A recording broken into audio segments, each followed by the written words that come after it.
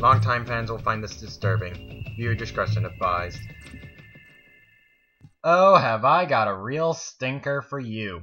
We all know this man, right? Butch Hartman, creator of Fairly OddParents. But his signature shtick seems to be disregarding continuity completely and adding unnecessary characters. Wiping away older characters to make room for those characters, whether they're interesting or not. Shark Jump aficionado Flano Boy sums this up with Butch Hartman. They did everything they could to get this show over a shark. They brought in Norm Macdonald as a recurring character. They added a baby. They made 9 TV movies. They did 3 crossovers with Jimmy Neutron. Just throw in Ted McGinley and we have a full deck. And here I stand, in the light of day, reviewing a Fairly OddParents episode from Season 9. Oh, joy. Jimmy! Well, that didn't take long. Establishing characters before they're tossed into the conflict? Ha! These assholes are higher than that. Mr. Turner thinks that a zombie apocalypse is afoot when really it's a garage sale organized by Mrs. Turner. I'm not calling her Timmy's mom, and I'm not calling him Timmy's dad. Legitimate first names. Write them! That's even worse! Your mother's gonna sell all my stuff! Hey, weirdo! That porcelain unicorn is not for sale! Acknowledging the male fanbase of a series that is more deserving of a fanbase than yours. I'm going back to sleep. She's selling your fish! Ah! Thanks for the fish, Mrs. Turner. Looks like it's sushi night at the Crocker House. Mother's allergic to raw fish, so it's a win-win. You're holding Timmy's fairies in your frickin' hands, and you want him to eat them with your maw? Stupid! You are made of stupid! Timmy swipes his fairies away from old Crockpot, who is then tackled by Mr. Turner because he's yet another Megward the Wizard. Yuck, what does modern Nick have against classic Nick to treat Rocco like this? We then see a board game that Cosmo himself had partially designed. I say partially because he didn't write the rules yet. In fact, he states it out loud. Jimmy, someone hasn't read the rules of Cosmonopoly. Also, someone hasn't written the rules of Cosmonopoly. I'm going back to sleep. Now that I got a new running joke out of the deal, let's continue. Mr. Turner stumbles into the board game because Jumanji mechanics always seem to be a thing with enchanted board games. And it's up to Timmy to rescue him because he apparently can't find a way out of the car. Help! I can't find my way out!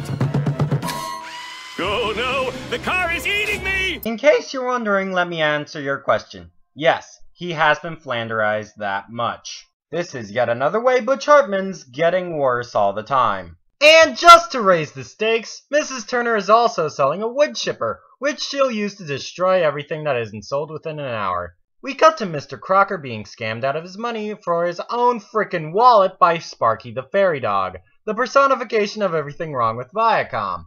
I know this for a fact because he's fucking stealing. And he's yet another reason why Butch Hartman's getting worse all the time.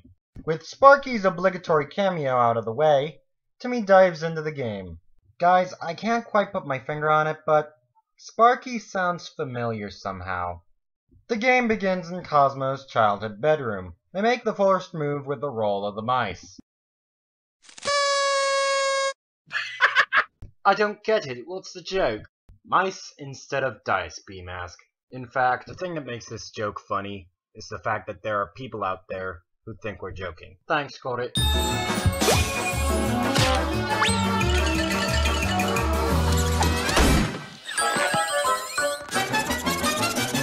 Do you actually think animal abuse is funny? Because it's not. In fact, it's downright mean-spirited, and any twerp who enjoys this will become sadistic sociopaths more likely to smother their young children than any other bad parent in existence.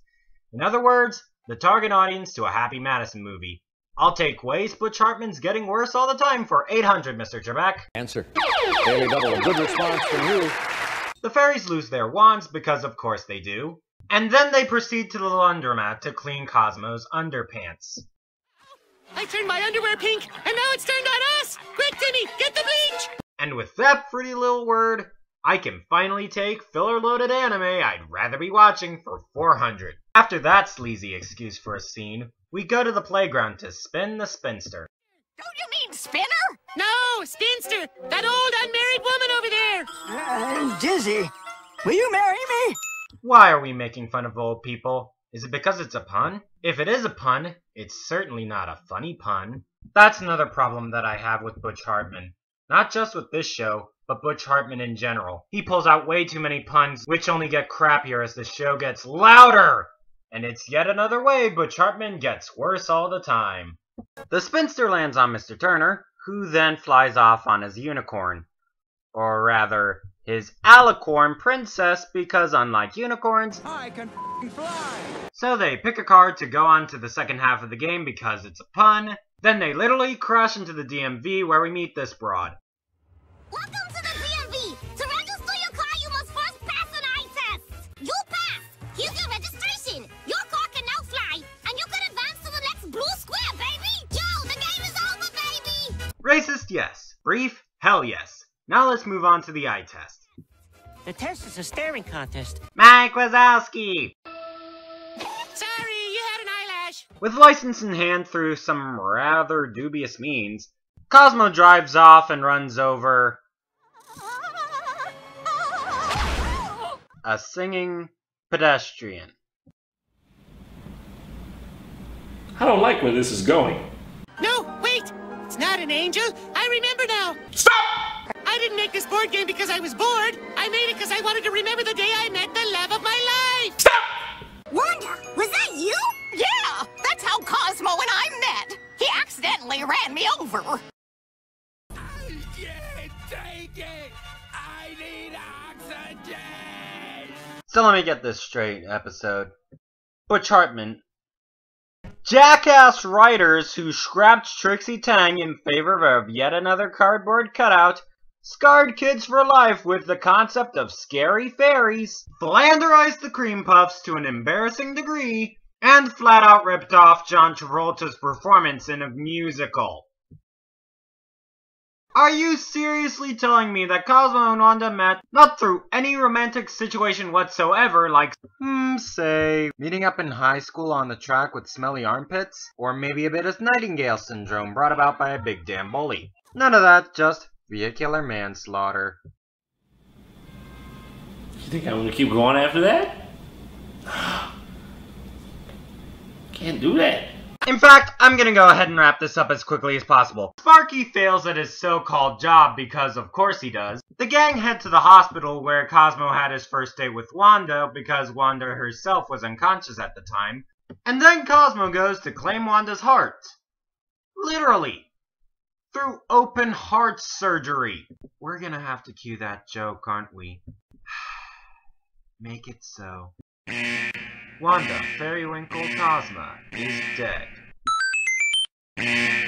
Poof, Cosma is super dead.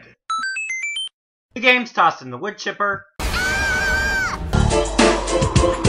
Unfortunately, it doesn't go that fast due to dramatic effects, so blah blah blah, frantic card drawing, attempted rape, successful theft, Kentucky Fried Chicken, and a Pizza Hut.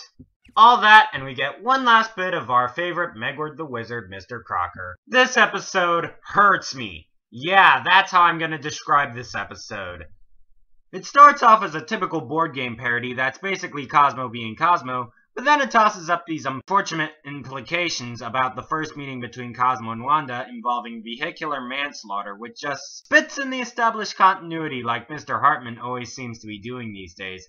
Throw in Mr. Turner being flanderized beyond all repair and Mr. Crocker being Megward the Wizard because comedy, and it's just another reason why Viacom officially needs to die. And when that time comes, I hope that the rest of the corporate world cleans up Viacom's assets and MTV Networks will have a new lease on life under the wing that spawned them, Time Warner. Let's hope they divest Turner Broadcasting when they do. I'm Thin Crust, and I need some Disney right now. I know a place, pretty as pie. Got milk? Well, if it isn't the Phony Express. Ah ha ha ha ha. Well, that can't be good.